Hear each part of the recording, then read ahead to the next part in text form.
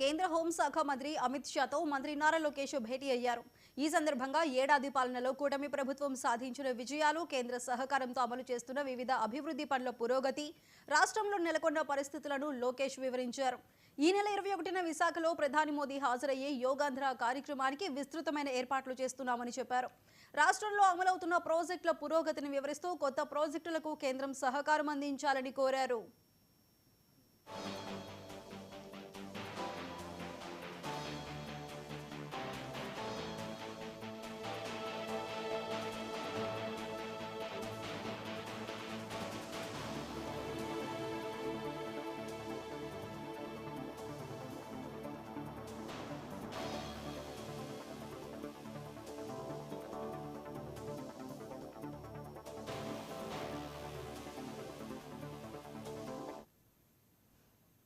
కేంద్ర హోంశాఖ మంత్రి అమిత్ షాతో మంత్రి నారా లోకేష్ భేటీ అయ్యారు. ఈ భేటీకి సంబంధించి మరింత సమాచారం మా ఇన్పుట్ ఎడిటర్ నవీన్ అందిస్తారు.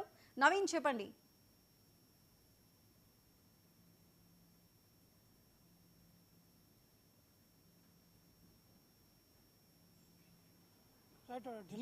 ఢిల్లీ పర్యటనలో దాదాపు 2 రోజుల పాటు ఏపీ మంత్రి లోకేష్ కూడా ఉండబోతున్నారు. ఈరోజు పలువురు కేంద్ర మంత్రులతో పాటు ఉపరాష్ట్రపతిని కూడా లోకేష్ కలిశారు. ముఖ్యంగా యువకులం సంబంధించినటువంటి బుక్ను కూడా వారికి అందించినటువంటి పరిస్థితి నెలకొంది. కాబట్టి ఇటు ఏపీలో ఉన్నటువంటి పరిస్థితులు, ఏడాది పాలన సంబంధించినటువంటి అంశాలను కూడా ఉపరాష్ట్రపతి కూడా వారు వివరించి చెప్పడం జరిగింది. ముఖ్యంగా రాష్ట్రంలో ఉన్నటువంటి పరిస్థితులు, లోకేష్ చేపట్టినటువంటి పాదయాత్ర సంబంధించినటువంటి అంశాలు, రాష్ట్రానికి కొత్త విధంగా టెక్నాలజీ ఏ విధంగా తీసుకొస్తున్నాము, ఏ విధంగా అభివృద్ధి జరుగుతుంది, రాష్ట్ర ప్రజలు ఏమనుకుంటున్నారన్న అంశాలపై కూడా ఇటు ఉపరాష్ట్రపతి కూడా ఇటు లోకేష్ వివరించి కూడా చెప్పినటువంటి పరిస్థితులు నెలకొన్నాయి. అయితే దానికి స్పందిస్తూ ఉపరాష్ట్రపతి కూడా చంద్రబాబు నాయుడు కూడా వారిని కొనియాడినటువంటి పరిస్థితి నెలకొన్నాయి. ముఖ్యంగా చంద్రబాబు నాయుడు తీసుకున్నటువంటి నిర్ణయాలు కావచ్చు, కొత్త విధంగా చంద్రబాబు నాయుడు అన్ని నిర్ణయాలు కూడా తీసుకుంటారు, వారు ఇచ్చేటువంటి సలహాలు కూడా బాగుంటాయని చెప్పేసి కూడా ఇటు వైస్ ప్రెసిడెంట్ కూడా వారు మాట్లాడుతున్నటువంటి సందర్భాల్లో ఈ అంశాలని లోకేష్ కూడా వివరించి చెప్పినటువంటి పరిస్థితి నెలకొంది. మరోవైపు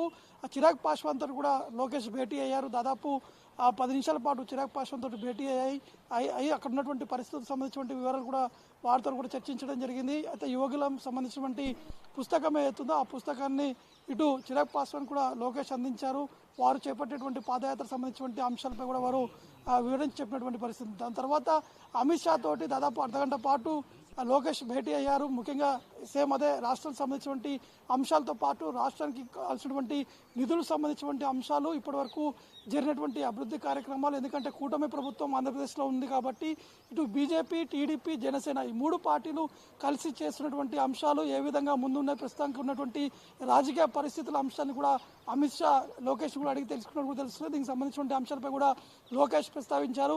ముఖ్యంగా రాష్ట్రంలో కూటమి ప్రభుత్వం చాలా ముందుకు కూడా వెళ్తుంది. ఏడాది కాలంలో చేపట్టినటువంటి ఇచ్చినటువంటి హామీలు అవి కూడా పూర్తి చేసేటువంటి దిశగా ముందుకు కూడా వెళ్తున్నామని చెప్పేసి కూడా లోకేష్ కూడా చెప్పడం జరిగింది. మరోవైపు విశాఖపట్నంలో చేపడుతున్నటువంటి యోగా డే సంబంధించినటువంటి విషయాలకు సంబంధించిన అంశాలపై, అక్కడ ఉన్నటువంటి ఏర్పాట్లకు సంబంధించిన అంశాలపై కూడా ఇటు అమిత్ షాకి ఇటు లోకేష్ వివరించి కూడా చెప్పడం జరిగింది. ఎందుకంటే ప్రధాని మోడీ యొక్క కార్యక్రమాల్లో పాల్గొంటున్నారు కాబట్టి అక్కడ ఉన్నటువంటి భద్రతాపరమైనటువంటి అంశాలపై కూడా లోకేష్ ఇటు అమిత్ షాకి ఈ అంశాలపై కూడా వారు వివరించి చెప్పినటువంటి పరిస్థితి నెలకొంది. మరోవైపు మరో 3 కేంద్ర మంత్రుల అపాయింట్మెంట్ కూడా ఉంది. మరి కాసేపట్లోనే విద్యాశాఖ మంత్రి ధర్మేంద్ర ప్రధాన్ తోటి కూడా లోకేష్ భేటీ కాబోతున్నారు. 5:30కి ఇటు న్యాయశాఖ మంత్రి అర్జున్ రామ్ మేఘ్వాలతో కూడా లోకేష్ భేటీ అవుతారు. ఈరోజు సాయంత్రం బ్రిటిష్ మాజీ అంటే రేపు ఉదయం ఈ యొక్క అపాయింట్మెంట్ కూడా ఇవ్వడం జరిగింది. బ్రిటిష్ మాజీ ప్రధానమంత్రి టోనీ బ్లేర్ తోటి కూడా లోకేష్ భేటీ అయ్యేటువంటి అవకాశం కనిపిస్తున్నాయి. పెట్టుబడులకు సంబంధించినటువంటి అంశాలపై